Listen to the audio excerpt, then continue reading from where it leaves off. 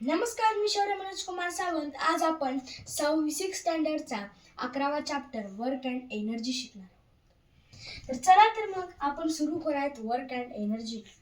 आपण work and energy मध्ये पहिल्यांदा वर्क म्हणजे काय हे जाणून घेऊ. तर वर्क म्हणजे the work is said to be done when the force applied and their change in its position of object. जेव्हा आपण एखाद्या ऑब्जेक्टवर फोर्स लावतो आणि त्या ऑब्जेक्टची मध्ये चेंज होतो काहीतरी, म्हणजेच त्याची पोझिशन चेंज होते किंवा त्याचा आकार बदलतो किंवा त्याच्यामध्ये डिस्प्लेसमेंट होतो, त्याला आपण म्हणणार वर्क झालं. The work is said to be done. किंवा जेव्हा आपण फोर्स लावणार आणि त्या ऑब्जेक्ट मध्ये काहीतरी बदल होणार किंवा त्याचा आकार बदलणार किंवा त्याची पोझिशन बदलणार किंवा त्याच्यामध्ये डिस्प्लेसमेंट होणार, तेव्हा वर्क झालं असं आपण म्हणू शकतो. म्हणतोय मी, आपण वर्क झालं असं म्हणू शकतो. तर वर्क काढायचं कसं, तर वर्कचा फॉर्म्युला आहे work is equal to force into displacement. डिस्प्लेसमेंटला आपण शॉर्टकट फॉर्म मध्ये यस लिहितो. तर वर्कचा फॉर्म्युला आहे फोर्स इंटू डिस्प्लेसमेंट. तर यालाच आपण असे लिहू शकतो. आपण फोर्सला मोजतो न्यूटन मध्ये, डिस्प्लेसमेंटला मोजतो मीटर मध्ये, म्हणून आपण लिहू शकतो. आणि या दोन्हीचं मिळून होतं जूल. आणि हे जूल काय माहितीये का, SI युनिट ऑफ वर्क आहे. हे जूल काय आहे, SI युनिट ऑफ वर्क आहे जूल. तरी जूल कशापासून बनतं, तर या फॉर्म्युला पासून बनतं, म्हणून आपण त्याला म्हणतो SI unit of work is joule. तर चला आपण एखादी एक्झाम्पल बघूयात.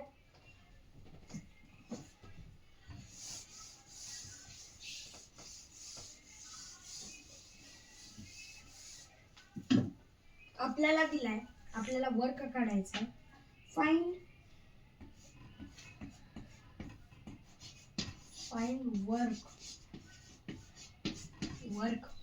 वर्क फाइंड करा म्हणलं. पहिला प्रॉब्लेम दिलाय, फोर्स दिलाय. फोर्स आपण कशामध्ये मोजतो म्हणलं, न्यूटन मध्ये. मग पहिला फॉर्म्युला दिलाय, पहिलं गणित, त्याच्यामध्ये फोर्स दिलाय. फोर्सला आपण न्यूटन मध्ये मोजतो, मग 50 न्यूटन घेऊयात. आपण डिस्प्लेसमेंटला कशामध्ये मोजतो, मीटर मध्ये, मग 6 मीटर घेऊयात. करेक्ट. आता आपण याला वर्कच्या फॉर्म्युल्यामध्ये जोडूयात. फाइंड वर्क म्हणलंय म्हणून. तर वर्कचा फॉर्म्युला काय आहे, फोर्स इंटू डिस्प्लेसमेंट. करेक्ट आहे. आता वर्क काढायचं आहे 50 न्यूटन. 50 न्यूटन इंटू डिस्प्लेसमेंट किती, 6 मीटर. आपण याला काय लिहू शकतो, आपण याला असं पण लिहू शकतो ना, 50 इंटू 6 इंटू न्यूटन मीटर, असं लिहू शकतो. आपण याला लिहू शकतो. तर आपल्याला याचा गुणाकार करायचा आहे.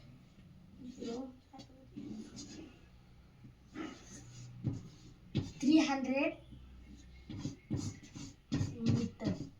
आता मी याला काय म्हणलो, आपण याला काय लिहू शकतो म्हणलो, याला आपण काय लिहू शकतो म्हणलो मी,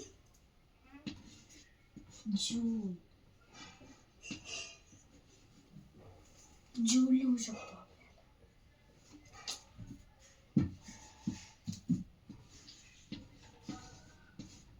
जूल लिहू शकतो. तर याचं वर्क किती झालं, 300 जूल झालं. आपल्याला फोर्स दिला होता 50 न्यूटन, डिस्प्लेसमेंट दिलं होतं 6 मीटर. आपल्याला काढायचं होतं वर्क. फाइंड वर्क म्हणजे आपण वर्कचा फॉर्म्युला काय धरला, फोर्स इंटू डिस्प्लेसमेंट. फोर्स दिलंय 15 न्यूटन, डिस्प्लेसमेंट दिलंय 6 मीटर. फोर्स आहे 15 न्यूटन लिहिलाय, डिस्प्लेसमेंट आहे 6 मीटर लिहिलाय. यालाच आपण असं पण लिहू शकतो ना, याचा गुणाकार आणि याचा गुणाकार केल्यावर तर येणारच आहे उत्तर.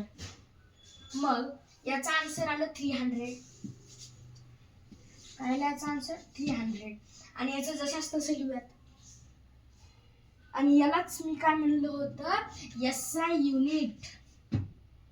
एसआय युनिट ऑफ वर्क काय, जूल आहे. करेक्ट आहे. मग इथं पण आपण याला अगोदर केलं होतं N into m is equal to joule आहे. मग इथं N इंटू एम आहे, मग आपण याला काय म्हणू शकतो, जूल. मग आपण याला जूल लिहिलं. करेक्ट आहे. बरोबर आहे का नाही. आता तुम्ही म्हणताल एवढं शॉर्टकट का लिहायला सर. तर शॉर्टकट जो पण विद्यार्थी ना एवढ्या मोठ्या स्टेपला शॉर्टकट मध्ये करायचा होता तो कधी लाईफ मध्ये सक्सेसफुल होतो. आता आपण बघूयात एनर्जी. एनर्जी म्हणजे काय.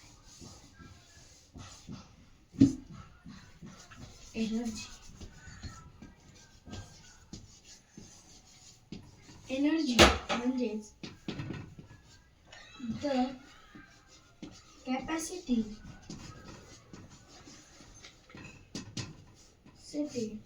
to do work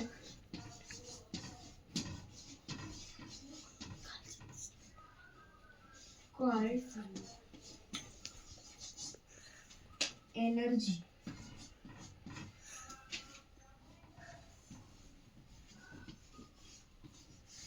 The capacity to do work called energy. Energy म्हणजे काय, the capacity to do work. आपली किती क्षमता असते वर्क करण्याची, काम करण्याची आपली जेवढी क्षमता असते, जेवढी आपल्या शरीरात एनर्जी असते आपण तेवढीच यूज करू शकतो, त्याला म्हणणार आपण energy. The capacity to do work. आपल्याला जेवढी आपल्या शरीरात एनर्जी आहे, आपली जेवढी कॅपॅसिटी आपण तेवढ्याला वर्क करू शकतो, त्यालाच म्हणतात एनर्जी. आता एनर्जी मध्ये तर काय आलं. आता टाइप्स ऑफ एनर्जी म्हणजे काय. टाइप्स ऑफ एनर्जी घेणार आहोत आपण आता. Types of energy. Types of energy. तर पहिली टाइप आहे, first type mechanical.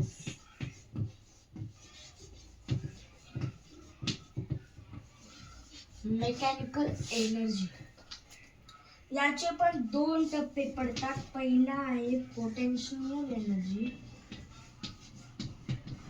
Potential energy.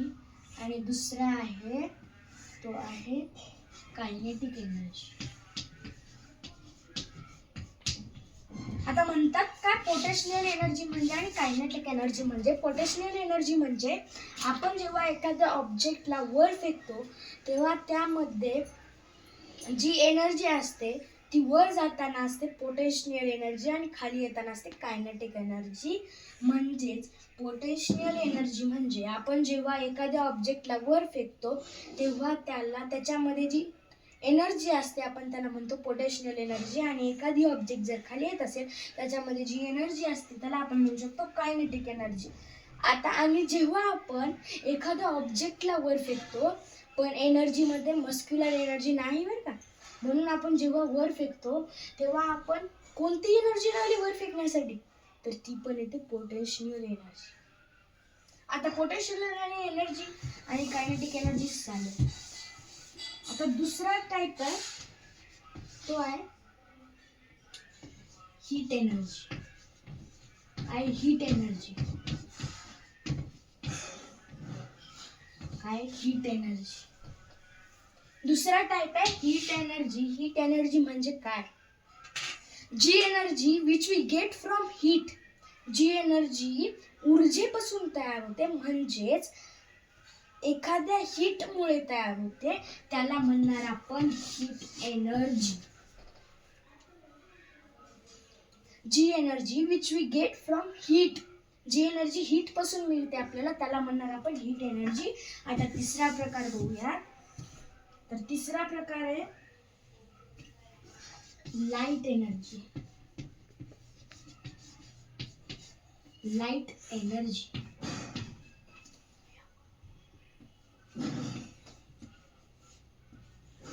Light energy.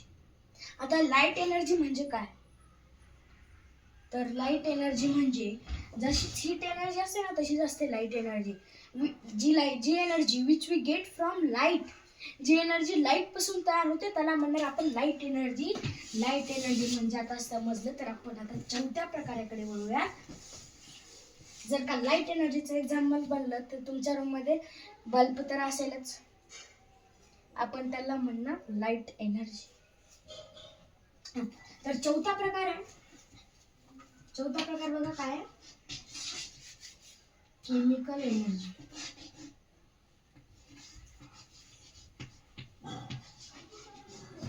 Energy काही नाही, हे पण सिंपलच आहे, काही नाही याच्यामध्ये.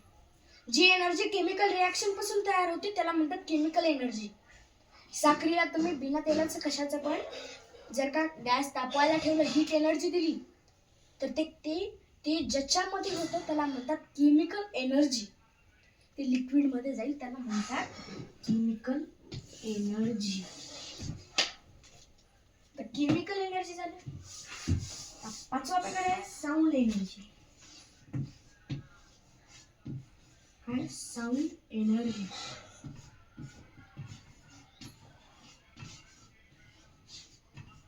साऊंड एनर्जी हे पण सेम टू सेम आहे. Heat energy, light energy, chemical energy सगळ्यासारखं सेम. साऊंड एनर्जी म्हणजे काय? जी energy which we get from sound, जी एनर्जी साऊंड पासून तयार होते त्याला म्हणणार आपण साऊंड एनर्जी. जी एनर्जी साऊंड पासून मिळते त्याला म्हणणार आपण साऊंड एनर्जी. आता टाइप्स ऑफ एनर्जी झाले.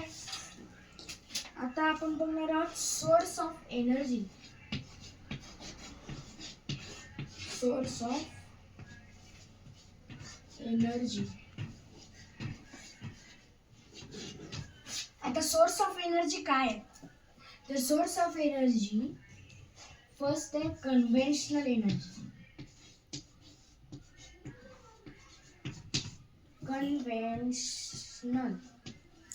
Conventional energy. कन्व्हेन्शनल एनर्जी म्हणजे काय? जी एनर्जी आपल्याला परत परत यूज करता येत नाही त्याला म्हणणार कन्व्हेन्शनल एनर्जी. आणि सेकंड आहे नॉन कन्व्हेन्शनल एनर्जी.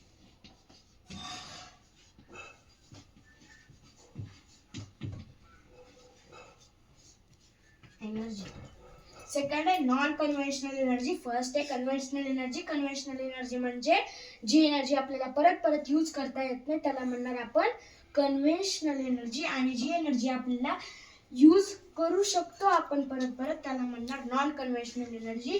याचाच एक्झाम्पल आहे कोल.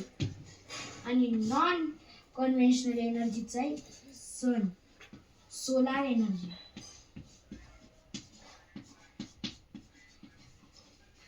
कोल म्हणजे कोळसा. कोळसा जगातला कधी ना कधी संपणार आहे. मग सोलार एनर्जी कधीच संपणार नाहीये. सन किती मोठा आहे, ती आपण परत परत यूज करू शकतो त्याला म्हणणार नॉन कन्व्हेन्शनल एनर्जी. आणि जी आपण परत परत यूज करू शकत नाही आपण त्याला म्हणणार कन्व्हेन्शनल एनर्जी. आता अशा प्रकारे हा आपला टॉपिक संपलेला आहे.